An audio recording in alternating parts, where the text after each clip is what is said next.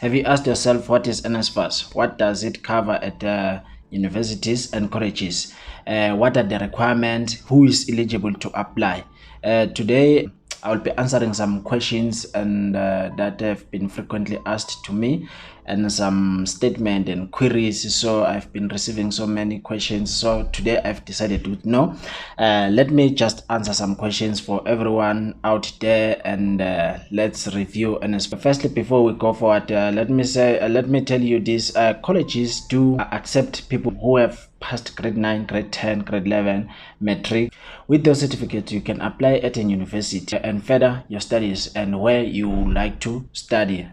Go and get that N4, N5, N6, that level, NQF level 4, level 5, level 6, and then you pursue your studies. Some universities do accept a student who have who have points as low as 15 points.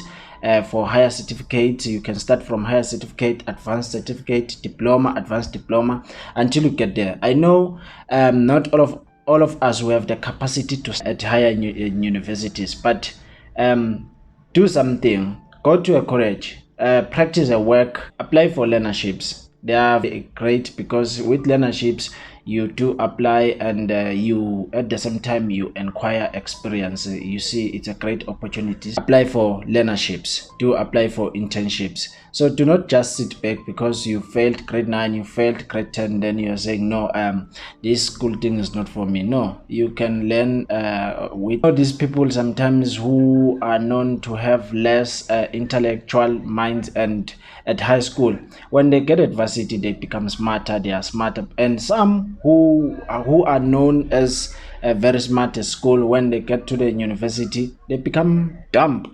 They fail. They got F7. They waste resources. So it's not all about you judging from your past. As long as you are dedicated, you can achieve your goals.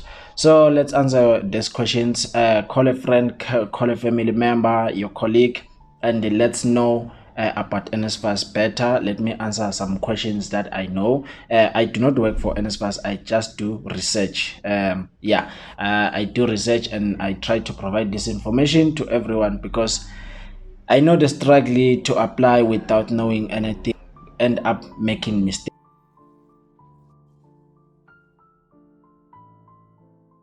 Hello everyone, Mangoba here, who's all about helping each and everyone to revive their ambitions and reinforce their dreams. So today, as I've said, I will be answering questions based on NSFAS, know more about NSFAS, and avoid some of the mistakes about NSFAS. So before we get into the video, I'd like to say thank you to everyone who's supporting this channel. I really appreciate your efforts, and it's amazing. And please continue. If it is your first time reaching my channel, I welcome you, and welcome. Please do not forget to subscribe.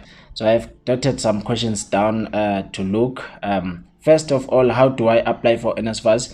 You go to your browser, your cell phone or tablet. You go and search, especially Google Chrome. It's better. It does not give problems. And a laptop, you can go to the nearest internet cafe and do the application. So you go to the NSFAS web page. You type www.ac.nsfas.org.za. So I'm used to do university applications. So once you are there, what you have to do, once you are on there, you click where it says my NSFAS. You click where it's my NSFAS. If you already have an account, an email address, and a password from previous years, maybe if you applied, what you have to do now is to log in, enter your password. If you forgot your password, you can either click here, and they will only require your ID. You put your ID. Or if you do not have an account, you click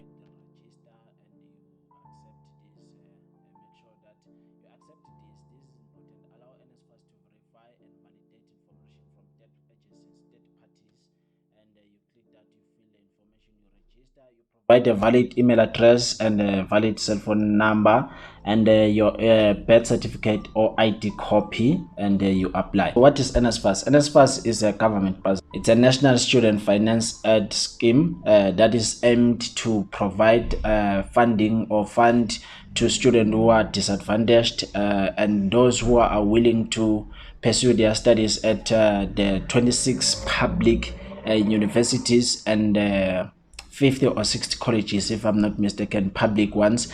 And it's a government bursary. You do not have to pay back. Before it was a loan, but now it is a bursary to help each and everyone who are disadvantaged to pursue their study. What do I need before I apply for this NSFAS?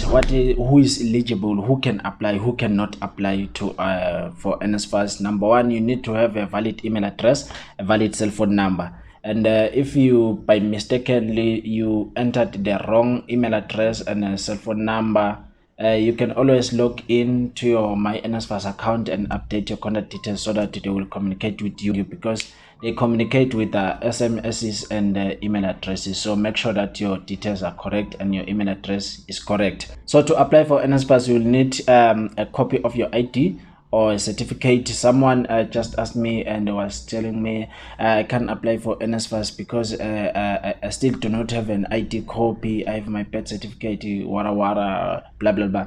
So you need a copy of your certificate and a copy of your ID. You need an ID copies of your parents, if you are, especially if you are financially dependent to them, and or a current or a spouse, anyone, if they will require that information. So now if they do not require that information, do not stress.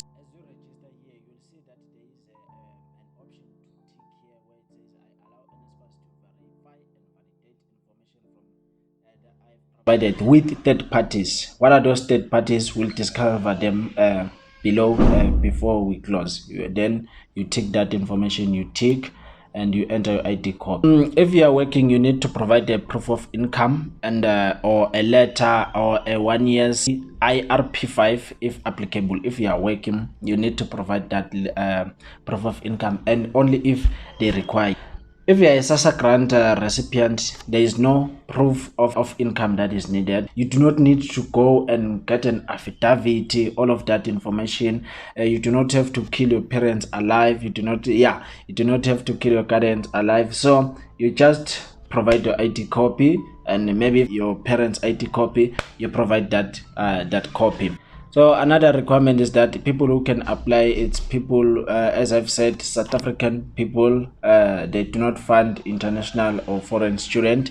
They fund South African students.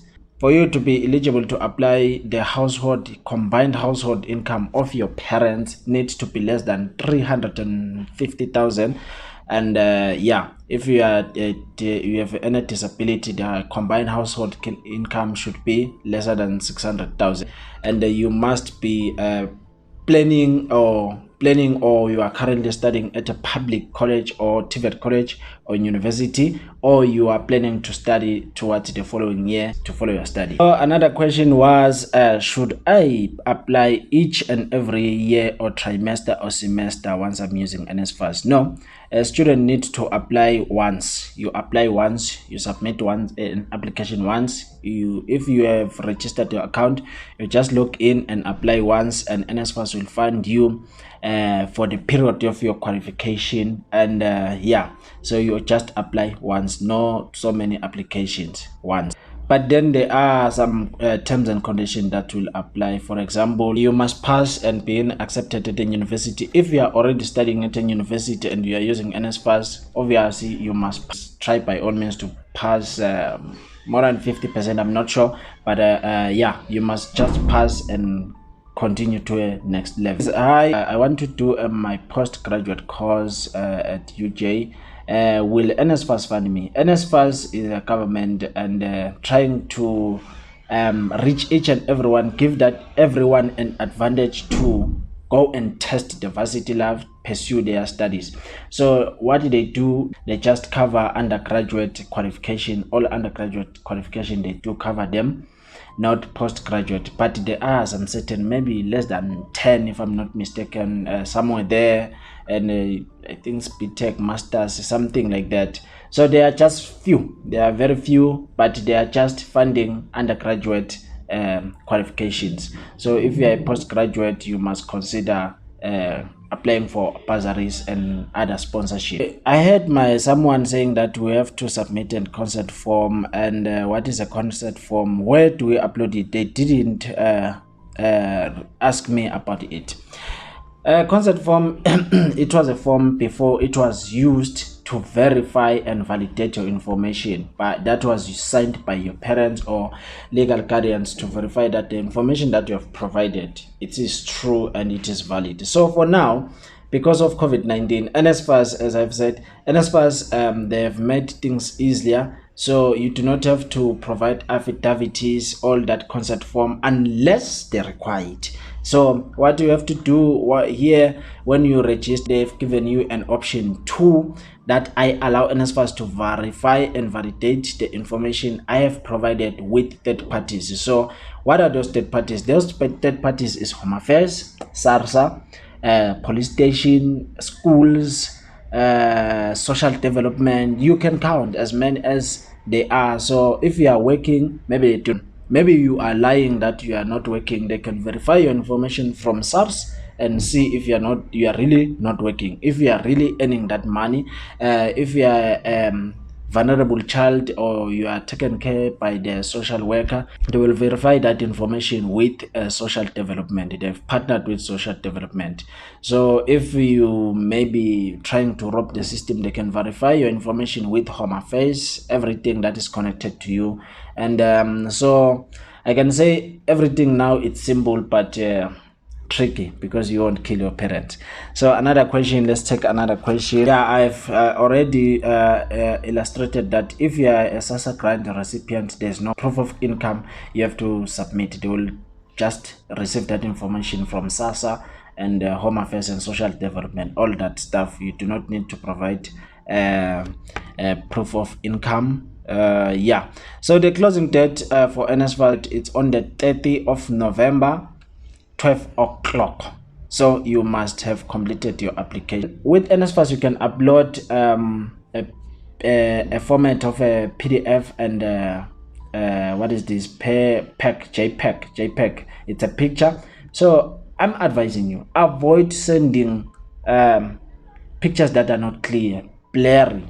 If you know that your phone cannot scan a PDF very well or cannot take good pictures, just go to your nearest internet cafe. The closing date is on 30 November. You still have this time to apply. It's not like it's a university, you have to rush for space. Here, they verify and validate your information. If you are eligible, they will take you. If they take you at a university or TVET college and you are eligible for NSFAS, they will take you. So can you imagine your information cannot be verified just because you have sent blurry pictures? They are not visible. What's the rush? Gather your information and then you apply nicely. So avoid sending those things. If you have any disability, as I've said, you need to download the form of disability annexure form A. If I'm not mistaken, you download that form, you take it to your doctor, and they should verify what hospitality you will need, and so that NSFAS will also know how to cater to you, how they can cater to you. If you are under social workers, you need to download the vulnerable form, the form from the website. They can be also, those forms, they can also be found on the description of this video below. And you need to sign, they should be signed by a social worker. If you do not know how to apply for NSFAS, you can click our link. I will drop a link on the description of this video. Click that link and go to apply for NSFAS. Follow those steps. It's not like the information that I used, they will just ask you exactly, but the steps are the same, and yeah, you follow them and you apply if you do not know how to apply for NSFAS. What does the bursary covers? The bursary covers accommodation, transport. If you are staying up to 40 kilometers from the institution, they provide the transport, living allowances, and book allowances, and personal care per annum. They provide those allowances. At TVET colleges, they also provide the same, but the amounts are different. So cost for private accommodation must not exceed the cost university residents. So the university residents, so if you are staying outside the campus, the accommodation there must not exceed budget plan, or whatsoever amount. How do I reset my cell phone number? I've lost my cell phone number and I've did a SIM swipe. What you have to do, you have to log into your my NSFAS account, log in with your NSFAS account, and you go and update those those information, your cell phone number and email address. You upload it. So for part one, let's end it here, and do not forget, let's continue with part two, questions and answers, if you want to know more. So I do not want to make this video long, and yeah, so let's meet on part two.